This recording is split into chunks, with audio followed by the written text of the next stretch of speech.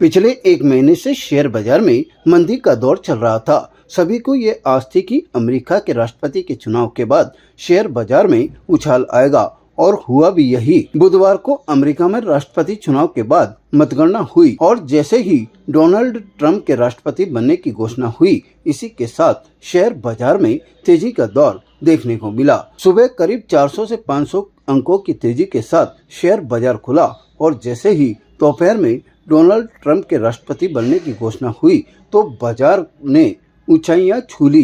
करीब 1000 अंकों की तेजी शेयर मार्केट में देखने को मिली। तकरीबन सभी शेयरों में तेजी का दौर दिखा। Software, IT, pharma, banking, auto सहित लगभग सभी सेक्टर में तेजी का दौर रहा।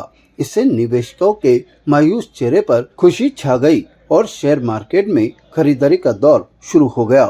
शेयर ब्रोकर संदीप गोयल ने बताया कि लंबे समय से शेयर बाजार में मंदी होने की वजह से शेयर निवेशकों के चेहरे पर मायूसी का दौर था और राष्ट्रपति डोनाल्ड ट्रंप की घोषणा के बाद इस तरह का उछाल काफी समय बाद देखने को मिला।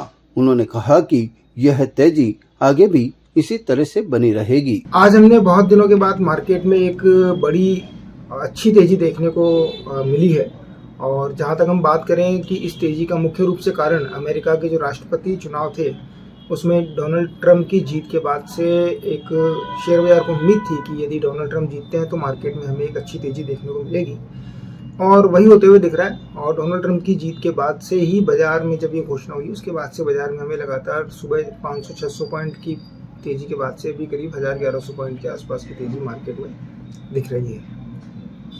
इससे पहले क्या हाल थे? इसके पहले यदि हम बात करें तो पिछले 15 से 20 दिन या यूं कहें कि एक महीने से मार्केट के अंदर लगातार एक बिकवाली का माहौल था। एफआईज की बिकवाली कंटिन्यू थी और इसका मुख्य रूप से कारण यदि हम देखें तो चाइना के मार्केट कुछ अट्रैक्टिव लग रहे थे, ऐसा वर्ल्ड सिनेरियो में था। इसके चलते हुए एफआईज का जो रुझान था वो चाइना की ओर बढ़ रहा था। लेकिन अब जिस प्रकार डोनाल्ड ट्रंप की जीत हुई है उसके बाद एक मार्केट के जो विश्लेषक हैं उनका भी मानना है कि निश्चित रूप से इससे चाइना की ओर रुझान वापस कम होगा और भारत की तरफ वापस एफआईज का निवेश बढ़ेगा।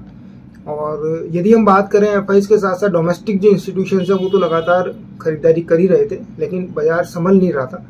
और आगे आने वाले दिनों में भी ऐसा लगता है कि बाजार में हमें कुछ यहाँ से अब पॉजिटिव मूवमेंट बनता हुआ वापस दिखेगा। ताज़ा खबरों के लिए देखते रहें सरेराह न्यूज। अपना फ़ोन उठाएं और सब्सक्राइब करना ना भूलें।